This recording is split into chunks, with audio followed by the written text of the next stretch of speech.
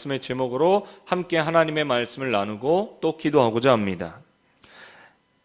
신학 학문 중에 신정론이라는 학문이 있습니다. 신정론이라는 것은 인간의 고통의 문제, 또 세상의 악의 문제를 둘러싼 하나님의 정의를 논하는 신학이 바로 신정론이죠. 즉 다시 말해서 세상의 고통이나 악을 허용하시는 하나님은 과연 정의로우신가? 라는 질문으로 시작하는 학문인 것입니다.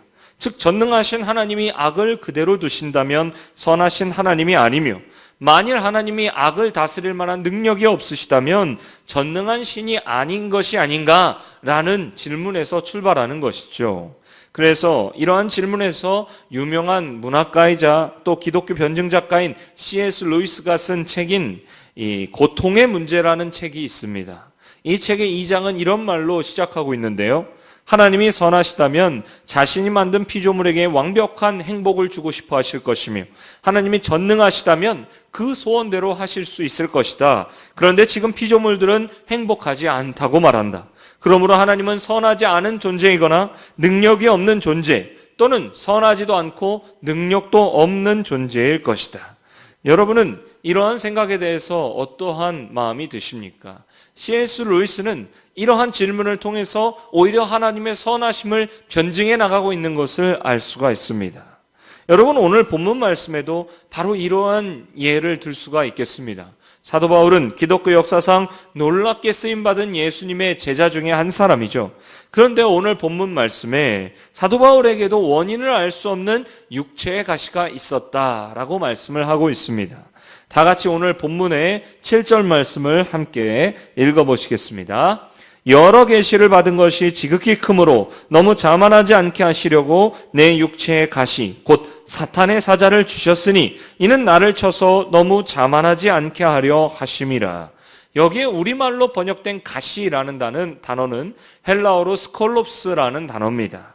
그런데 이 단어는 사실 우리가 생각하는 것만큼 가시라는 단어에 어울릴 만한 아주 작은 것이 아니라 날카롭고 뾰족한 막대기를 의미하는 단어입니다.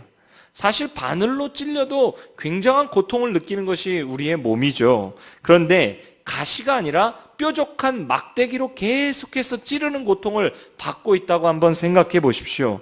얼마나 엄청나고 무서운 고통이었을까요? 이 성경학자들은 도대체 바울이 말하는 육체의 가시, 이 가시가 무엇을 의미하는가에 대해서 여러 가지로 연구를 해왔습니다. 그러나 대부분은 이 바울의 육체의 가시는 바울을 괴롭히는 어떤 육체적인 질병이라고 생각을 하게 된 것이죠.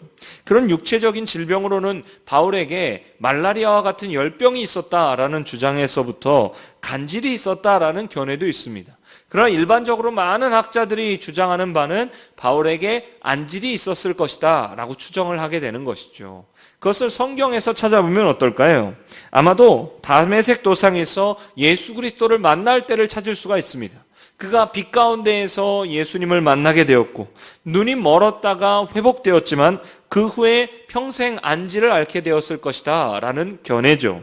이를 뒷받침하는 말씀으로는 갈라디아서 4장 14절에서 바울이 갈라디아 교회 성도들에게 보낸 편지 중에 너희를 시험하는 것이 내 육체에 있으되 라고 고백하고, 이어지는 15절에서는 너희의 복이 지금 어디 있느냐? 내가 너희에게 증언하노니 너희가 할 수만 있었더라면 너희의 눈이라도 빼어 나에게 주었으리라 라고 말하는 것입니다.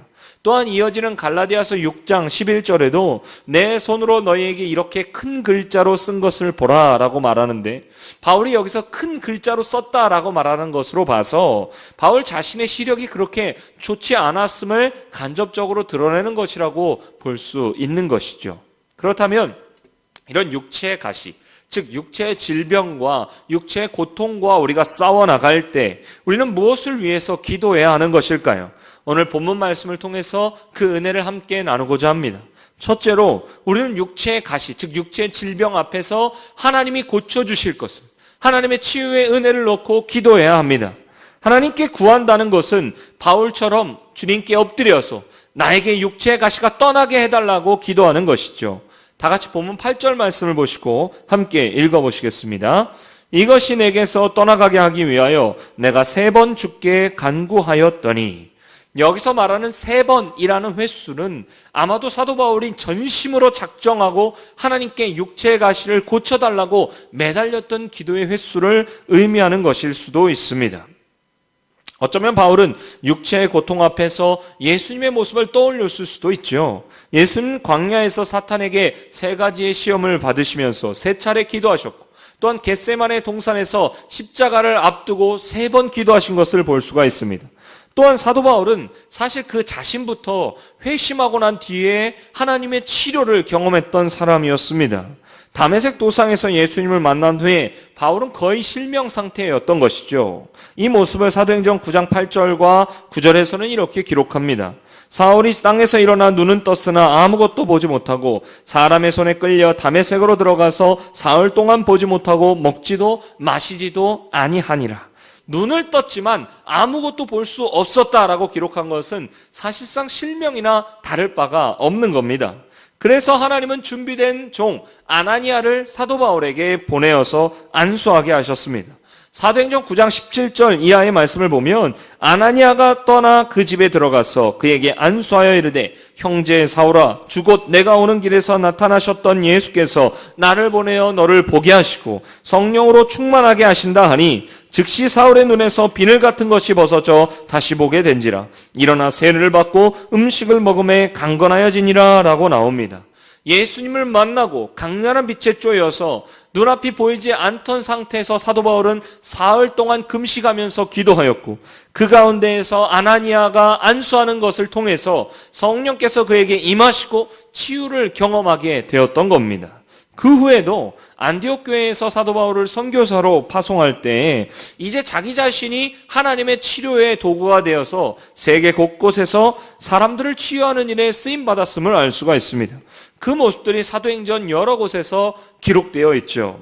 우선 바울은 루스드라에서 복음을 전할 때 태어나면서부터 걷지 못하는 사람을 보게 됩니다. 그리고 그를 보고 일어나라라고 선포하게 되었고 그때 놀랍게도 그 사람이 일어나서 걷게 되는 일이 일어나게 됩니다. 그 모습을 보았던 루스드라 이방 사람들이 놀라서 옆에 함께 있던 바나바를 향해서 제우스 신이다 라는 말을 하게 되고 바울을 가리켜서 저자는 말하는 자니까 헤르메스 신이다 라는 말을 하게 되었던 것이죠. 또 사도행전 20장에 보면 유드고라는 청년이 3층 다락에서 말씀을 듣다가 떨어져서 죽게 됩니다. 사도 바울이 그때 그에게 가서 죽은 자를 다시 살리는 기적을 보이게 되는 것이죠. 그런가 하면 사도행전 28장에서 멜리데 섬에서 뱀의 독을 치유하는 기적의 사건이 기록되어 있습니다. 또한 그 섬에서 가장 높은 보블리오의 부친이 열병과 이질에 걸린 것을 보고 바울이 그에게 안수하여 기도하였고 치료한 것을 알 수가 있습니다. 이렇게 사도 바울은 그 자신부터 기도함으로 또한 안수함으로 하나님의 치료의 기적을 경험했던 사람이었던 것이죠.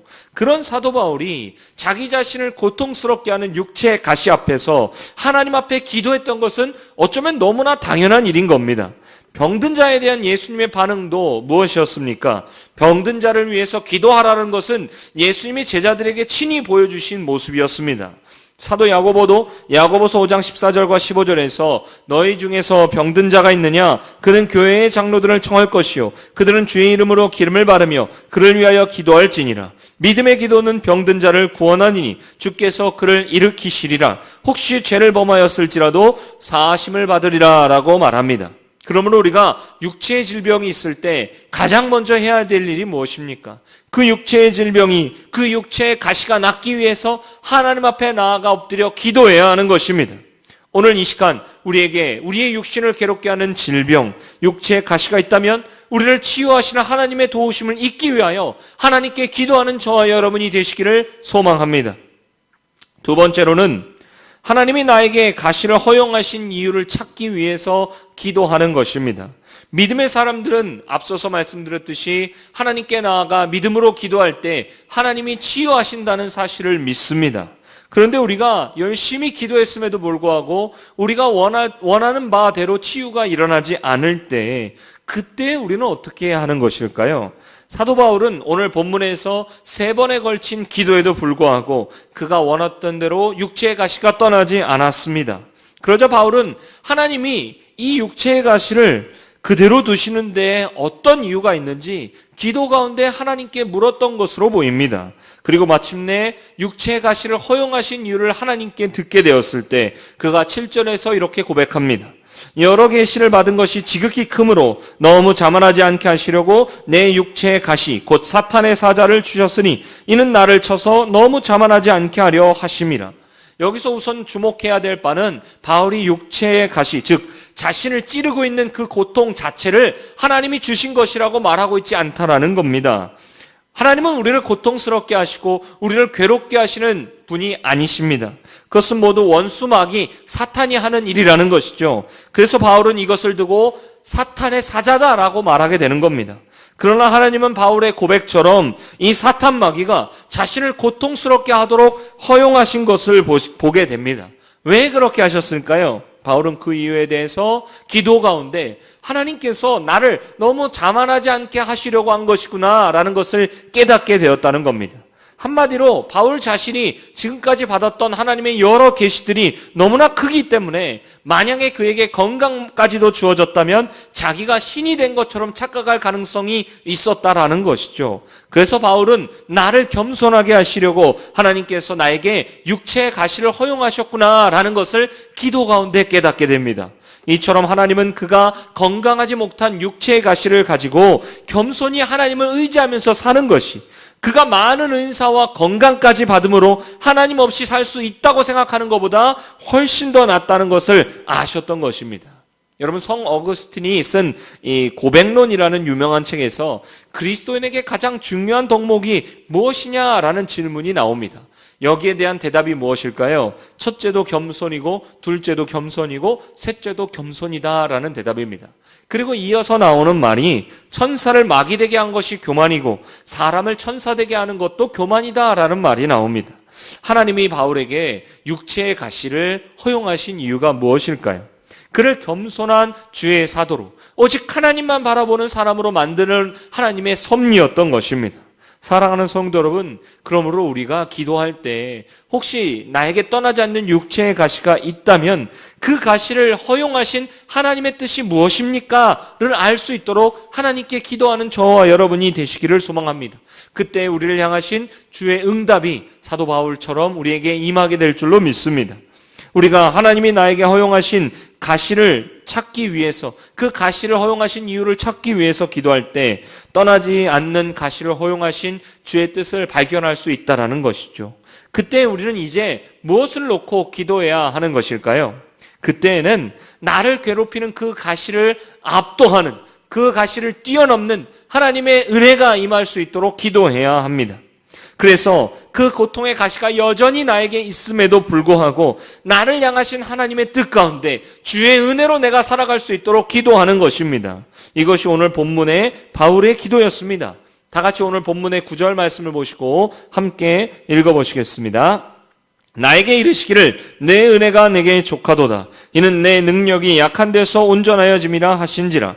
그러므로 도리어 크게 기뻐함으로 나의 여러 약한 것들에 대하여 자랑하리니 이는 그리스도의 능력이 내게 머물게 하려 함이라. 사도 바울은 나에게 주어진 가시, 그 약함 때문에 오히려 주님의 능력을 더욱더 의지하게 되었노라고 고백합니다. 그리고 그때마다 나를 더욱더 강하게 하시는 하나님의 은혜를 체험할 수 있었던 것이죠. 그리고 마침내 10절에서 이렇게 고백합니다. 우리 함께 10절 말씀을 읽어보시겠습니다.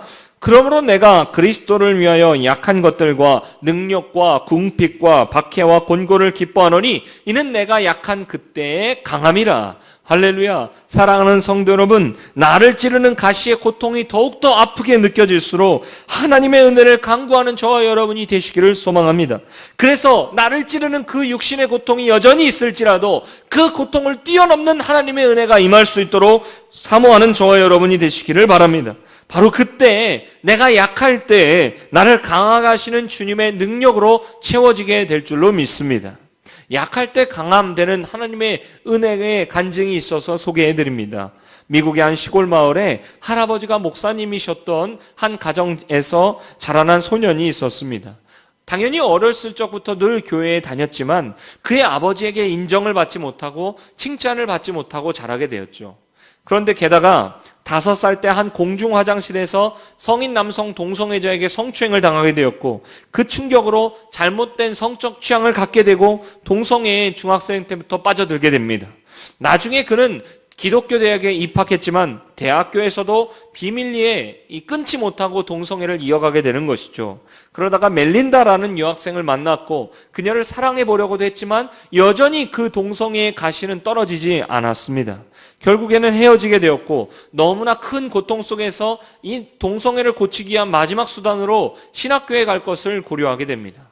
그때 한 친구가 그에게 전화가 와서 너에게 하나님의 은혜가 있음을 꿈꾸게 되었다. 그 꿈에서 하나님이 너에게 음악을 주실 것이고 그 노래는 온 세상에서 불릴 것이다 라는 꿈을 주었다고 전화를 하게 됩니다.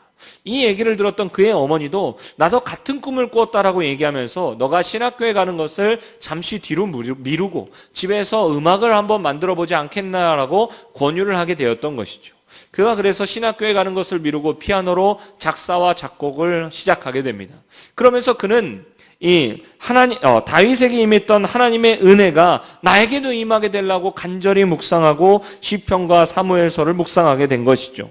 그리고 그 무렵에 가족과 함께 찬양 콘서트에 가게 되었고 바로 거기서 주의 은혜를 경험하게 되었습니다. 그때 찬양을 인도하던 분이 이런 얘기를 하게 되죠. 여기 있는 사람 중에 한 사람이 마음속에 숨기는 것이 있습니다. 주님께서 용서하지 못할 죄도 치유하지 못할 죄도 없으십니다. 당신의 죄를 그러므로 더 이상 숨길 필요가 없습니다. 그럼에도 하나님은 당신을 너무나 사랑하셔서 기다리고 계십니다. 그는 그 말이 나에게 하는 말이라고 생각했습니다. 지금까지 살면서 하나님이 다른 모든 죄는 용서하셔도 동성애만큼은 용서하지 못하실 것이라고 생각했습니다.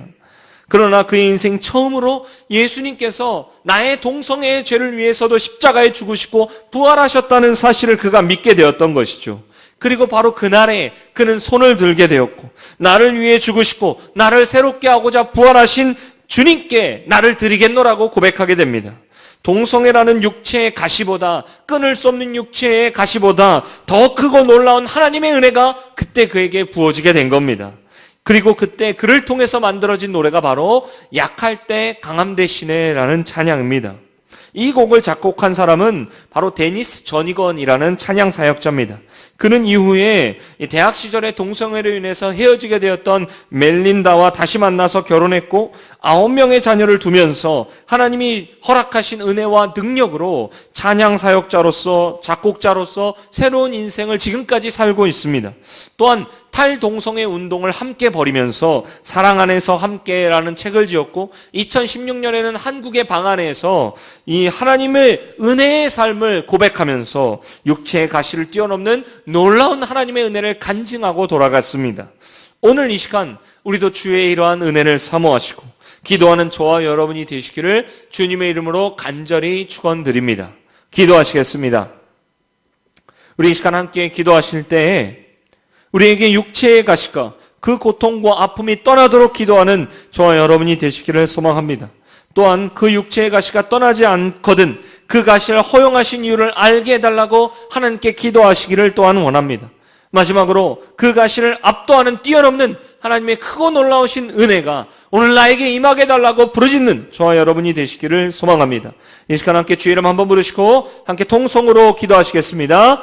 주여! 아버지 하나님 감사합니다. 하나님의 크신 은혜와 사랑 가운데 주를 바라보고 하나님의 은혜 가운데 나아가게 하여 주시니 감사드립니다. 아버지 하나님 오늘 말씀을 통하여서 육체의 가시가 있을 때, 육신의 질병이 있을 때 하나님 앞에 나와 기도하며 간구하는 것임을 깨닫게 됩니다. 하나님 아버지, 나의 모든 것을 아시는 주님 앞에 나아가서 우리 육신의 질병을 내어놓고 치료와 회복을 간구하는 우리 모두가 되게 하여 주시옵소서. 하나님 고쳐주시옵소서. 이 육신의 질병을 고쳐주시고 회복시켜 주셔서 강건함으로 하나님께 나아갈 수 있는 은혜가 있을 수 있도록 주님이여 은혜를 베풀어 주시옵소서. 아버지 하나님, 만약에 하나님께 기도하고 간구할 때 이 육신의 가시가 떠나지 아니하거든 아버지 하나님, 나에게 이 가시를 허용하신 하나님의 뜻과 계획이 무엇인지 하나님께 물어본 저와 여러분이 될 수 있도록 하나님의 은혜를 베풀어 주시옵소서. 또한 기도할 때 마침내 그 가시가 있든지 없든지 그 가시를 뛰어넘는 하나님의 놀라운 은혜로 주의 능력으로 내가 약할 때 강함으로 살아가는 주의 자녀들이 다 될 수 있도록 하나님이여 역사하여 주시옵소서.